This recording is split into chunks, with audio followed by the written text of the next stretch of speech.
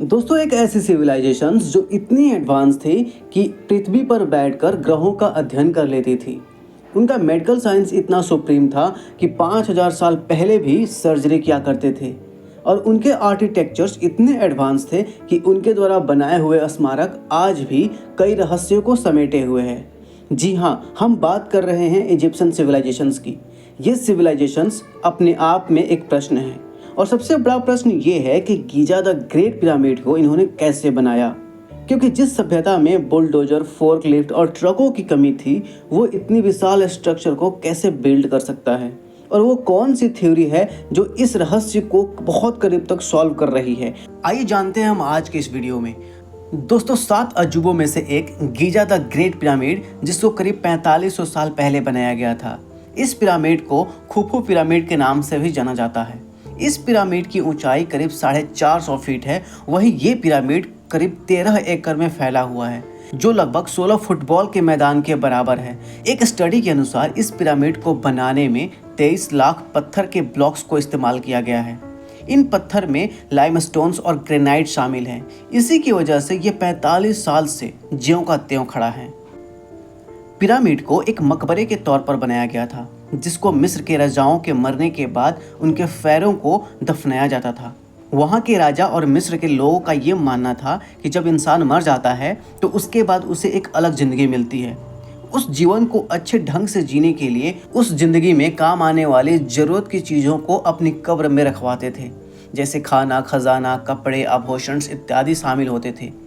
इनके मरने के बाद उनके शरीर को मम्मीकृत यानी मम्मी कहा जाता था, जिसे किसी लकड़ी या पत्थर के ताबूत में बंद कर दफना दिया जाता था। ये सारी बातें तब सामने आई जब इन पिरामिड्स पर लिखे गए टेक्स्ट को समझा गया, जो इन सब बातों को सच प्रमाणित करता है। दोस्तों, इस पिरामिड को कैसे बनाया गया था, अभी तक ये एक पहेली बना हुआ है, जिसका सही जवाब किसी के पास नहीं है। सबसे प्रभावित उत्तर ये है कि इस कंस्ट्रक्शंस को बनाने के लिए सबसे पहले मिस्रवासियों ने ईंट, मिट्टी और रेत का एक तटबंध बनाया और उसमें पानी डाला गया, जो कंस्ट्रक्शंस के चारों साइड के लेवल को परफेक्टली मैच कराया गया, जिसकी वजह से इन 23 लाख पत्थर के ब्लॉक से इस पिरामिड को बनाया गया।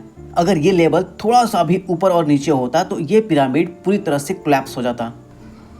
एक प्राचीन यूनानी इतिहासकार हेरोडोटस के अनुसार महान पिरामिड को बनाने में करीब 20 साल का समय लगा था, और इसे बनाने के लिए 1 लाख मजदूर काम पर लगे थे। और ये मजदूर कोई और नहीं बल्कि वहाँ के किसान होते थे। इस धारणा को देखते हुए इस आंकड़े पर विश्वास किया जा सकता है, क्योंकि खेती करने वाले किसान पिरामिड्स पर तभी काम करते थे जब खेत में करने के लिए काम बहुत कम होता था, और ये तब होता था जब नील नदी में बाढ़ आती थी। कहा जाता है कि पिरामिड्स के निर्माण के लिए पत्थर आसपास के एरिया से लाए जाते थे, जो इन पिरामिड्स से लगभग 800 किलोमीटर दूर थे। इन पत्थरों को काटने के लिए मिस्रवासी कॉपर के बने टूल्स का इस्तेमाल करते थे। ज़्यादा हार्ड पत्थर को तोड़ने के लिए डायराइट का इस्तेमाल भी करते थे। इस पिरामिड को बनाने के लिए लाखों पत्थरों का इस्तेमाल किया गया था। एक रिसर्च ने यह बताया कि हजारों साल पहले इन पत्थर और अन्य सामग्रियों को नील नदी की धारा का इस्तेमाल करके जुटाया गया था, और प्रत्येक पत्थर का वजन करीब 2 टन का होता था।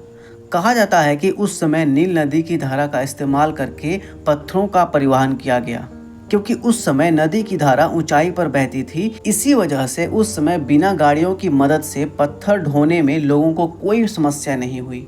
आज पिरामिड के आसपास जैसा दृश्य नजर आता है, वो इलाका पहले ऐसा नहीं था, बल्कि वो इलाका पानी से पूरी तरह से डूबा हुआ था। समय के साथ साथ नदी की धारा बदलती गई और वो इलाका भी सूखता गया।